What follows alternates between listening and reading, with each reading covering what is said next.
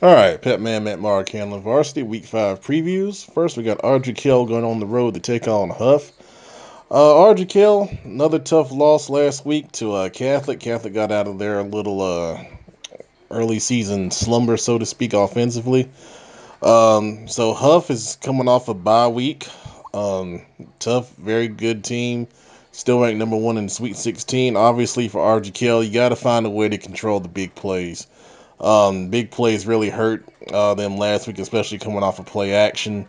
Huff was probably scouting that and had some things put together to try to take advantage of it.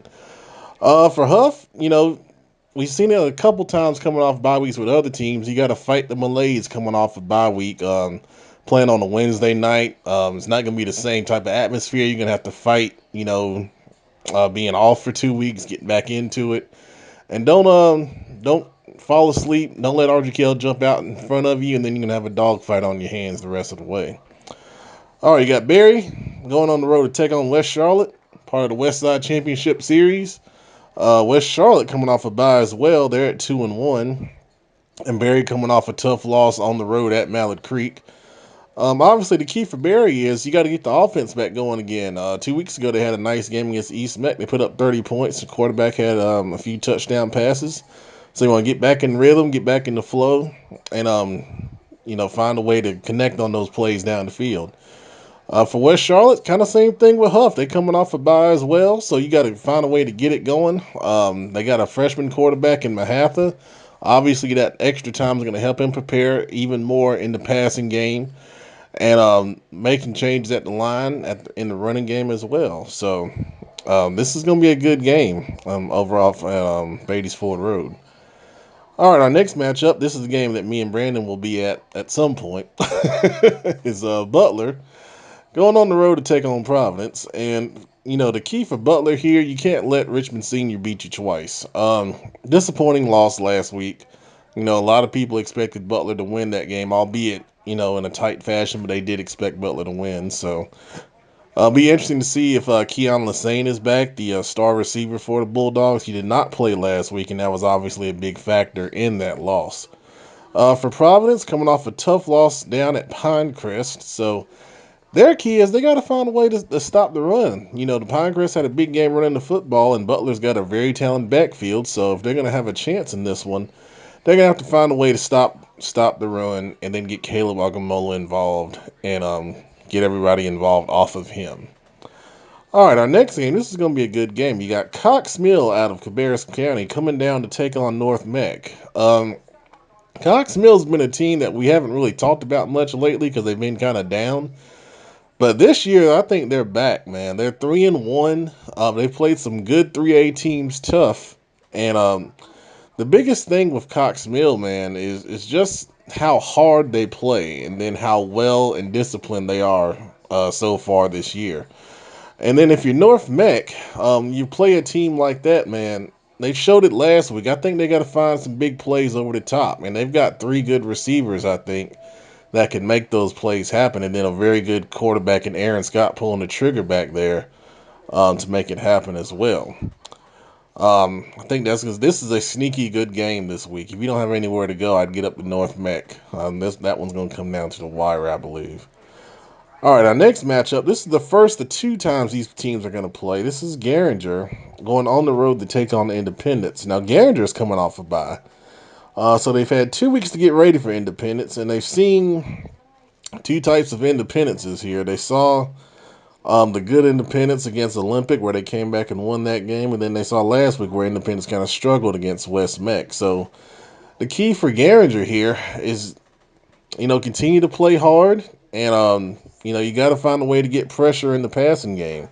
I think last week against West Meck was able to get pressure on Independence, and it showed it disrupted the timing of that offense. If you're able to do that, you can have some success.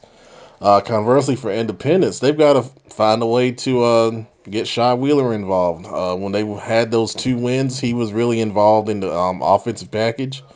He's a playmaker. He gets into space. Good things happen. And they can't come in with the mentality that this is the same Garinger, because it's not. They're playing very well in their last game. They played West Meck very tough, and we've seen, how good of a team West Meck is so far in the early going. All right, in the next matchup, we've got Harding going on the road to take on Mallard Creek. It's been a very tough season for Harding. Lost a tough game last week to Gaffney, down in Gaffney, 56-7, while Mallard Creek's coming off a very impressive 77-0 win over Berry. So for Harding, obviously, you've got to find, some type of offensive consistency. Turnovers have killed them so far this season, and it's been giving people short fields and defensive touchdowns, which just makes it even tougher when your offense is struggling. For Mallard Creek, obviously, you had Berry last week. Can't come in here complacent. I don't believe they will. Get out injury free, and then if the score gets out of hand, you're gonna let your twos and threes get in there, get some good experience. All right, next game we got South Meck going on the road to take on Vance. South Meck is another team kind of having a tough go at it, but they've had a really tough schedule. I mean, you look at who they've been playing. Marvin Ridge week 1, Catholic week 2. They had a bye week 3, and then last week Myers Park. I mean, good gracious. And it doesn't get any easier with Vance. So if the one caveat with South Meck is they'll be ready for conference play. That's for sure. Their key right here, they got to find a way to move the ball against a very tough and motivated Vance defense coming off a bye. And then before that, they had a shutout against Rocky River. Conversely for Vance, they are coming off that bye, so it's been a theme here. You got to, get back going, get that game tempo going once again. Hopefully there'll be a decent crowd there. Wednesday night game, it's kind of tough for a lot of people to get there, but hopefully they'll be able to have that.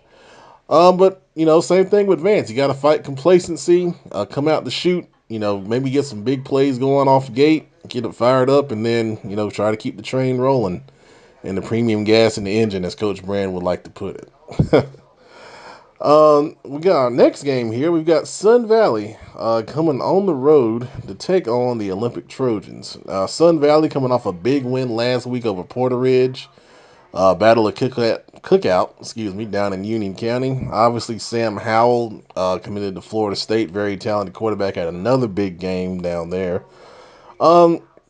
They're coming in to face an Olympic team coming off an overtime victory over Hopewell. And, that's some positive momentum for the Trojans. That's their first win on the season. But they're going to see another heavy passing type of attack in Sun Valley. And it's Hope. They had some struggles against Hopewell throwing the ball last week. But this is going to be 10 times tougher when you got a kid the caliber of Sam Howell. So obviously the key for Olympic is find a way to disrupt the passing game. And, it's not going to be easy. But if they play hard and, find a way to do something a little different than what other people have done to Sam Howell, then, they might have a shot here. And our last game is going to be West Meck going on the road to take on Scotland. Now, this is in Scotland County, but it's also being played on Wednesday night down in Scotland. It's not a bad drive down 74. We went there last season for the Mallard Creek game. It's a very nice stadium, and I'm sure they're going to come out no matter what day of the week it is down there, so it should be a good crowd. Key for West Meck here, you got to stop the running game. Scotland is a run-first team, and especially after losing their quarterback, Wall, early this season in the Butler game to a bad injury, and we hate that we saw that. But they still have McQueen, number 5. They're very talented running back, and you're going to have to be able to stop them first and foremost. And then West Meck should be able to have some opportunities down the field throwing the football. We saw that Scotland has some trouble covering the pass. And West Meck is really good in that area, obviously, with Brown and all the other guys that participate in that offense. All right, that's our Week 5 previews. Appreciate it. Be safe.